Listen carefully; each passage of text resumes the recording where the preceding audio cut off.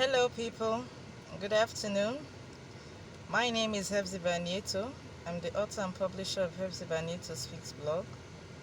I know it's been a while. You saw my face and you heard from me on my blog, on my YouTube channel. Life has been crazy.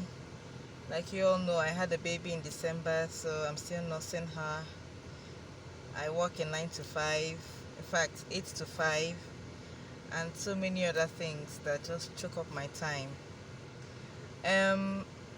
Actually, what I want to address now is the issue of teenagers being bossy and picky to their parents. Yes, none of my children are teenagers yet.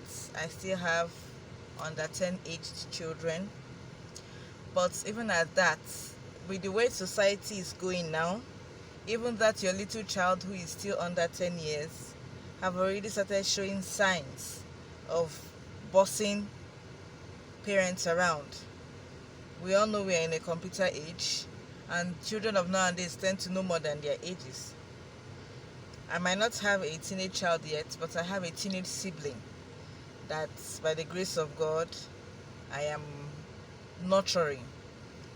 My parents are late, so I and my sister, we are nurturing him.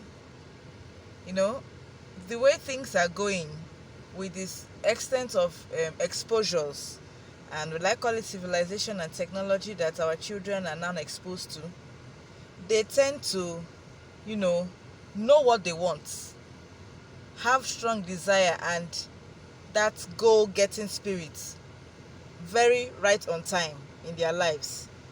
What do I mean? I mean, you will see a little child who knows what he wants. You take a child maybe to a shopping mall or even to a local market, and the child just sees something he wants, and the child will not let you rest until you get that thing for him or her.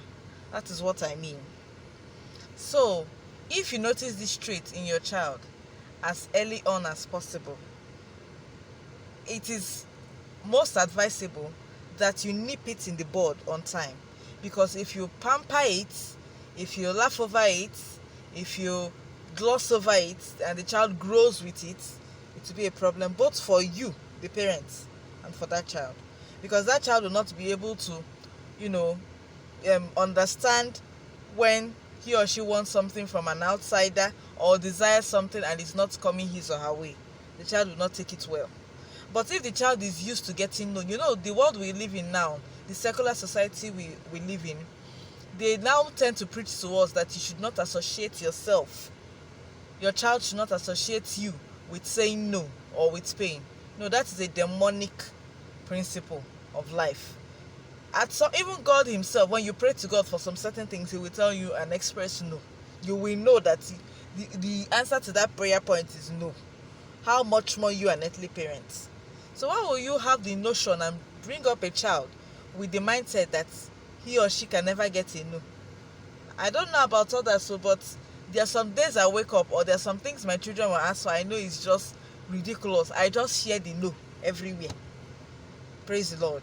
So what am I saying in effect? We parents should wake up.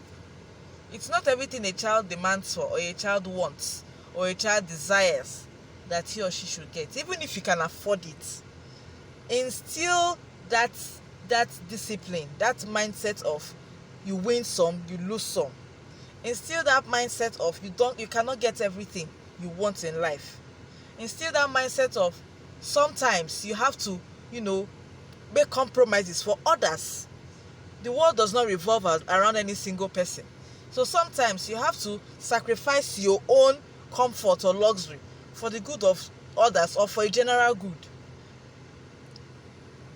I've noticed this thing. Even my children, as little as they are now, when they want something, they are ready to throw tantrums for the next 2 to 3 hours when they don't get it. What is the solution? You ignore them.